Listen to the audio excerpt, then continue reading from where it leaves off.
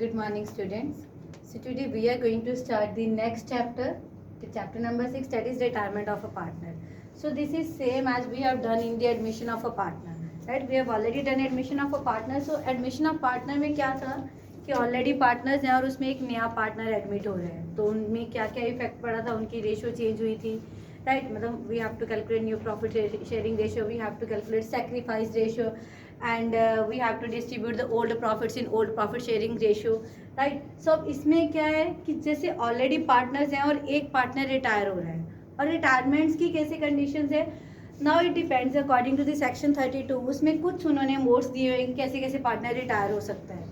एक हो सकता है with the consent of all other partners, क्योंकि कि उन्होंने बाकी सारे पार्टनर्स मान लें रिटायरमेंट को, देन ऑब्वियसली ठीक है वो रिटायर हो रहे हैं। Second, if there is an express agreement between the partners, right? अगर सब पार्टनर्स में कोई एग्रीमेंट हुआ है रिटायरमेंट के regarding, date is like it is already given in the partnership deed कि वो कैसे रिटायर होगा, तो उस एग्रीमेंट के according. Third, if partnership is at will, then a written notice will be given by the new partner to the old partners in the sense that the partner who is retiring from the firm, he has to give a notice in writing to the continuing partner. Okay, so that is the mode of retirement. Now we need to calculate in this chapter, first of all we will calculate the new ratio. अब admission में क्या था, जब नया partner आता है तो पुराने पार्टनर्स की रेशियो क्या होती थी, कम होती थी, तो हम उसको क्या बोलते थे, सेक्रीफाइस। अब जब कोई पुराना पार्टनर जा रहा है तो ऑब्वियसली जो कंटिन्यूइंग पार्टनर है उनकी रेशियो इंक्रीज होएगी। सपोज पहले ABC 3 पार्टनर थे, राइट? ABC 3 पार्टनर है, फर्म का प्रॉफिट था 60,000, तो वो कैसे डिवाइड कर रहे होंगे, 60,000 का 3/6, दैट इज 30,000 A को, 20,000 B को, 10,000 C को। ओके, अब मान लो A रिटायर हो रहा है, तो BC की रेशियो क्या है, 2:1। अब मान लो अगर फर्म ने सेम प्रॉफिट अर्न किया 60,000, it will B divided among only B and C because A is already retired, right? So that is 40, B को मिलेगा और C को कितना मिलेगा, 20। इट मीन्स कि पहले B कितना ले रहा था, 20,000 एंड C 10,000। अब with the retiring of A, अब इनका प्रॉफिट क्या हो गया, इंक्रीज। इट मीन्स जैसे एडमिशन में एक नए पार्टनर के आने से पुराने पार्टनर का प्रॉफिट कम हो जाता था, रिटायरमेंट में क्या हो रहा है कि जैसे एक पार्टनर जा रहा है तो पुराने पार्टनर्स का प्रॉफिट क्या है, इंक्रीज हो जाएगा। तो इसलिए हम यहाँ पे सेक्रीफाइस नहीं, हम यहाँ पे गेनिंग रेशियो कैलकुलेट करेंगे। Okay, so first of all we need to calculate the new profit sharing ratio and gaining ratio, and other procedure is same. We need to calculate the goodwill, that is treatment of goodwill. Again we need to revalue the assets and liabilities, क्योंकि जब पुराना partner जा रहा है तो obviously जो भी assets की revalued value होगी he will get the share of his profit from the revaluation of assets and the assessment of liabilities, right? And एक और टॉपिक इसमें जो नया आएगा that is adjustment of capital, जो हमने एडमिशन में नहीं किया because it was already there, but now according to the new syllabus it was deleted from the admission of a partner. So retirement में वो है जो हम कैपिटल का करेंगे। So first of all we need to see कि जब कोई पार्टनर रिटायर होगा तो उसकी क्या क्या लेबिलिटीज हैं। So first liability for the act done before retirement, that is according to section 32 subsection 2। ये क्या कह रहा है, जब कोई पार्टनर रिटायर हो रहा है उससे पहले what ever the liabilities which is arises from the form, obviously retiring partner will be liable for that liabilities, right? Suppose अगर फॉर्म ने मान लो 5 लाख का कोई कर्जा लिया था उसके जाने से पहले, then obviously he will be liable, ठीक है? लेकिन किसी केस में ऐसा भी होता है कि जो लाइबिलिटीज उसके जाने के बाद अराइज होती हैं उसके लिए भी वो लाइबल होता है, हाँ, लेकिन अगर कंटिन्यूइंग पार्टनर चाहें तो वो उसको डिस्चार्ज कर सकते हैं उस लाइबिलिटी से, राइट, जो उसके जाने के बाद हुई है। Otherwise he will be liable for that. Now next is liability for the accident after is retirement. इसमें क्या होता है कि जब भी कोई पार्टनर रिटायर होता है देन उसको एक पब्लिक नोटिस देना होता है, लेकिन अगर उसने पब्लिक नोटिस नहीं दिया तो चाहे वो रिटायर हो चुका है लेकिन पब्लिक नोटिस ना देने तक जितनी भी लायबिलिटीज फर्म रेज करेगी उसके जाने के बाद then he will be liable. अब I am taking example, suppose ABC partner है, A रिटायर हो रहा है 21 जून को, राइट? तो A 21 जून को रिटायर हो रहा है, तब तक फर्म की लायबिलिटीज थी 5 lakh, then obviously he will be liable for that liability. अब मान लो 21 जून को वो रिटायर हुआ, 15 जुलाई को फर्म ने 10 लाख की मार्केट से और लोन ले लिया, राइट? अब 10 लाख के लिए ए लायबल होगा कि नहीं होगा, अब इट डिपेंड्स। अगर मान लो ए ने 15 जुलाई से पहले नोटिस दे दिया, मान लो 10 जुलाई को अगर पब्लिक नोटिस दे दिया कि is retiring from the firm, he will not be liable for this liability. अब मान लो वो नोटिस दे रहा है 10th ऑफ अगस्त, अगर 10th ऑफ अगस्त को नोटिस दे रहा है तो चाहे वो 21 जून को क्यों ना रिटायर हुआ हो, will be liable for this liability. So it means अगर उसने पब्लिक नोटिस नहीं दिया, so what ever the acts which is done after his retirement, he will B liable for the firm, liable for their liability. Okay, it means it is compulsory to give a public notice if he is retiring from the firm. Okay, now we are start with the calculation of new ratio or profit sharing ratio, sorry, gaining ratio. जैसे sacrifice ratio का formula क्या होता था, old minus new. हम old minus new क्यों करते थे, क्योंकि जो ओल्ड रेशियो है वो ज़्यादा होती है और नए पार्टनर के आने से न्यू रेशियो क्या होगी, कम।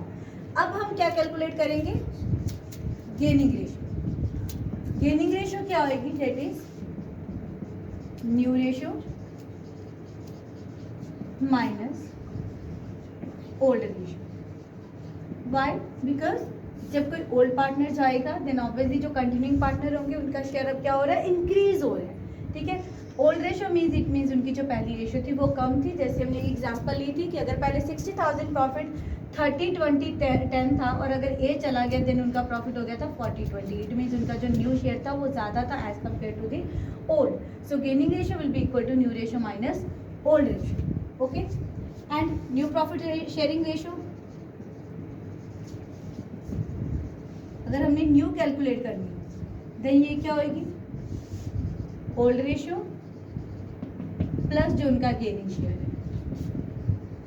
राइट। जितना उनका ओल्ड रेशियो था प्लस जितना उनको गेनिंग शेयर मिला तो वो हमारी क्या आ जाएगी, न्यू। जैसे हम पहले क्या कैलकुलेट करते थे, हम ओल्ड में से सैक्रिफाइस माइनस करते थे तो हमारी न्यू आती थी in case of admission, right. अब इसमें क्या होगा, ओल्ड में अगर गेन उनका प्लस करेंगे तब हमारी न्यू आएगी क्योंकि न्यू पार्टनर्स की रेशियो ज़्यादा होगी। ओके, अब जैसे एडमिशन में था कि सपोज ए बी पार्टनर है, नाउ इसके रिगार्डिंग कुछ क्वेश्चन में नहीं दिया कि किसने कितना रिटायर किया, then old will be equal to sacrifice.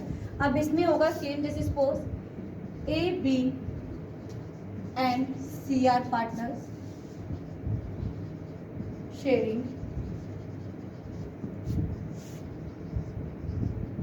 Profit and loss in 3:2:1. A retires from the firm, right? Now calculate new ratio.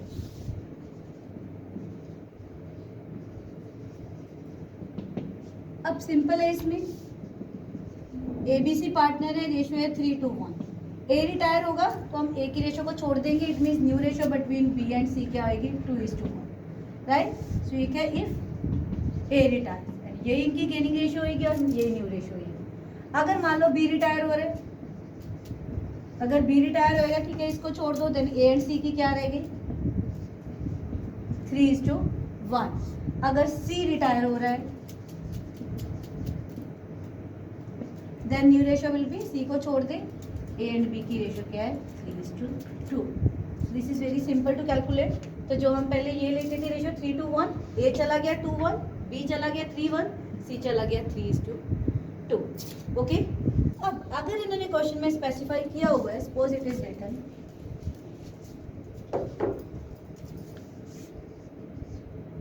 B and C, यही क्वेश्चन है, A B and C are partner sharing profit and loss in 3:2:1 ratio, A retire from the firm, calculate new ratio, और they have given B and C will take his share, his means A's share equally। अब इसमें इन्होंने specify कर दिया कि जो A का share है उसके जाने के बाद B and C equally divide करेंगे। सो A का शेयर कितना है, 3/6। सो इट मीन्स हमने पहले लिया A का शेयर, A शेयर है यहाँ पे 3/6, then it will be taken by B and C in equal ratio, means 1:1. It means B will take जो B का गेन है that is 3/6 into 1/2, इसको हम डिवाइड कर देंगे, and C will take same that is 3/6 into 1/2. तो 3/12 and 3/12 कौन लेंगे, बी एंड सी। अब बी एंड सी का जो रेशियो था इनका कितना हो जाएगा, अब बी सी का हमारे पास कितना था पहले 2/6 एंड 1/6 प्लस 3/12 एंड 3/12,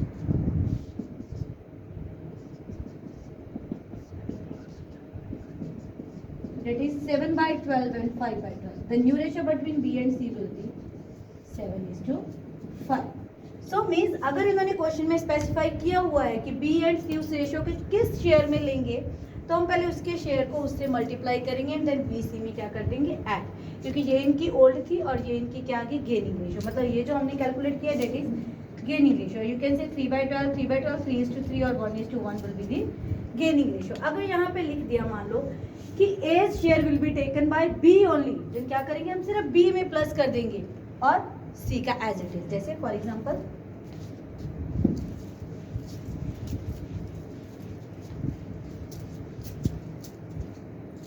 अब इन्होंने बोल दिया कि मान लो B will take his share, right.